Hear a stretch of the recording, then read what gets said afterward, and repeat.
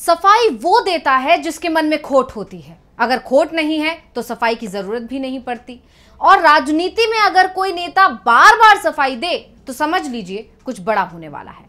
जो बयान दिए जा रहे हैं हकीकत में उसका उल्टा होने वाला है, मतलब हकीकत से उसका कोई लेना देना नहीं है। कुछ इस तरह के दावे इस समय बिहार की राजनीति में होना शुरू हो गए हैं और बिहार के सीएम नीतीश कुमार लगातार सफाई दे रहे हैं कि अब बीजेपी में ही रहेंगे और इसी वजह से इस तरह की बातें बिहार में होने लगी हैं।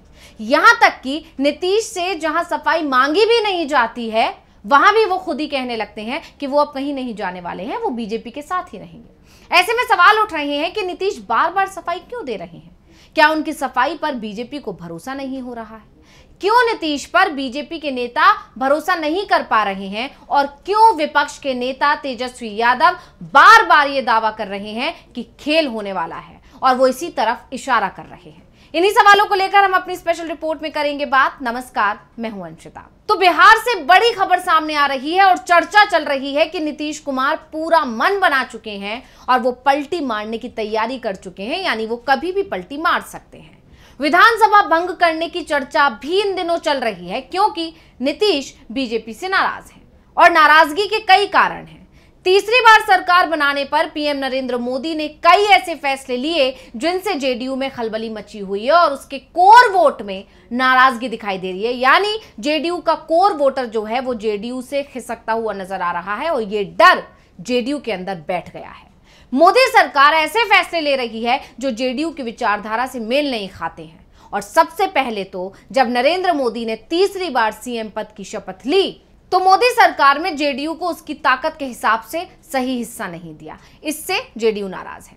12 सांसदों पर सिर्फ एक कैबिनेट मंत्री पद मिला, साथ ही महत्वपूर्ण मंत्रालयों से भी जेडीयू को दूर रखा गया। दूसरा, वक्फ बोर्ड संशोधन बिल जिस तरह से सरकार लोकसभा में लाई उसने नीतीश को परेशान कर दिया। बाद में मोदी सरकार इस बिल को जेपीसी में ले गई, लेकिन ये बिल एक बार फिर से संसद के शीतकालीन सत्र में अब पेश होगा और नीतीश ऐसा बिल्कुल नहीं चाहते हैं कि शीतकालीन सत्र में भी ये बिल संसद में आए।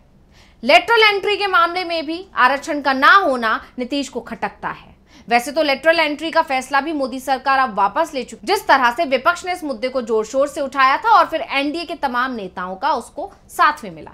वहीं इन सब के अलावा बिहार को विशेष राज्य का दर्जा, आरक्षण कानून को 9वीं अनुसूची में शामिल ना करने जैसे बिहार सरकार की मांग को भी मोदी सरकार स्वीकार नहीं कर रही है।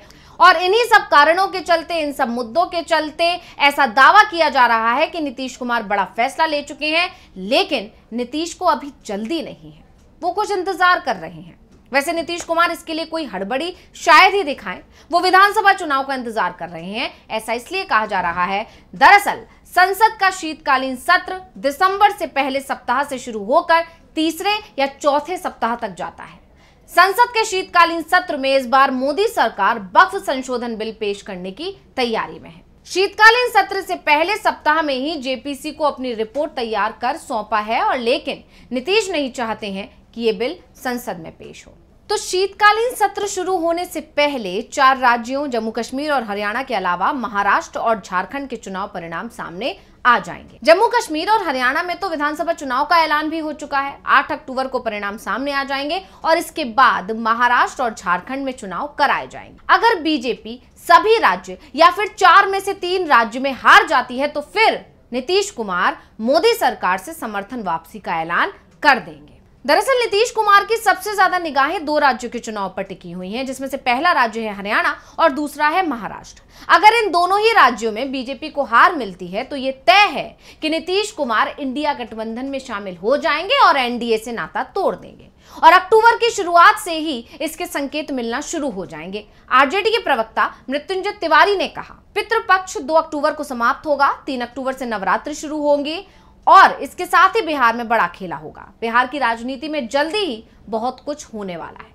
यानी साफ है कि आरजेडी को भी संकेत मिलने लगे हैं कि नीतीश बीजेपी के साथ सहज नहीं है और वो पलटी मारने की तैयारी कर रहे हैं।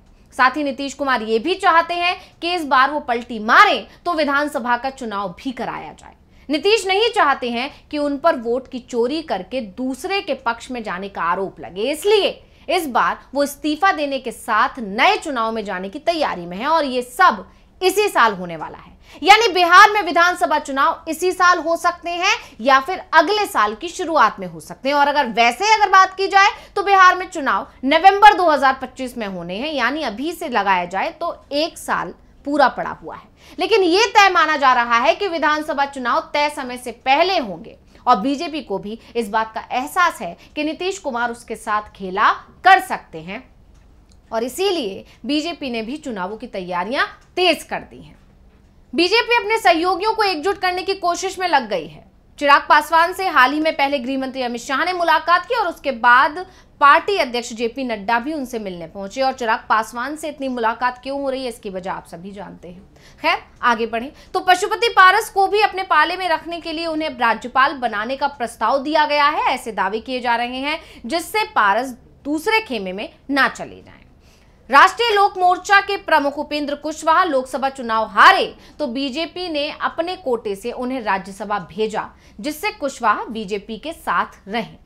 नीतीश कुमार से चिराग पासवान और जीतन राम मांझी ने एक बार फिर से दूरियां बनाना शुरू कर दिया है।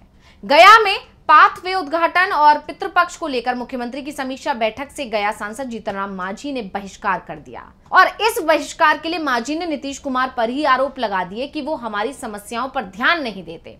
अगर बैठक में जाता और मीडिया कुछ सवाल करता तो जवाब नहीं दे पाता, इसलिए बैठक से दूरी बना ली। यानी साफ साफ कहा जाए तो ये है कि अभी बिहार की जो स्थिति है या बिहार की राजनीति में उथल पुथल है और नीतीश कुमार और बीजेपी के बीच सब कुछ ठीक नहीं है और इसीलिए नीतीश कुमार कहीं ना कहीं दूसरी संभावनाएं तलाश रहे हैं और उसके कई मुद्दे हैं, जिसमें से विशेष राज्य का दर्जा सबसे बड़ा मुद्दा माना जा रहा है और इसी को लेकर तेजस्वी यादव और विपक्ष की तरफ से लगातार दबाव बनाया जा रहा है। और इस चीज को इसलिए भी ऐसे जोड़कर देखा जा रहा है क्योंकि पिछली बार जब नीतीश ने आरजेडी के साथ हाथ मिलाया था तो उससे पहले भी विपक्ष ने जाति जनगणना के मुद्दे पर उस पर दबाव बनाया था नीतीश सरकार पर और उसके बाद नीतीश कुमार ने पाला बदल दिया था और एनडीए को छोड़कर आरजेडी से हाथ मिला लिया था। और ऐसी ही स्थितियां आप देखने को मिल रही हैं क्योंकि तेजस्वी यादव जब मुलाकात करने पहुंचे तब उन्होंने अपने उन मुद्दों के बारे में जानकारी दी कि किन मुद्दों पर नीतीश कुमार से बातचीत हुई और उस मुलाकात के बाद से ही इस तरह की संभावनाओं ने जोर पकड़ लिया है, इस तरह के कयास लगने लगे हैं कि एक बार फिर से बिहार में कुछ बड़ा होने वाला है। लेकिन जो जानकार दावा कर रहे हैं वो ये कि इस बार नीतीश की रणनीति थोड़ी अलग है। वो इस कोशिश में लगे हुए हैं कि उनके ऊपर जो पलटू राम का जो टैग लगता है उसे वो हटा सके और इसीलिए विधानसभा भंग करने की प्लानिंग जो है नीतीश कुमार की तरफ से की जा रही है। तो इस रिपोर्ट को लेकर आपका क्या कहना है, हमें कमेंट करके अपनी राय जरूर दीजिएगा। इसी के साथ मुझे दीजिए इजाजत। देखते रहिए डीवी लाइव। नमस्कार।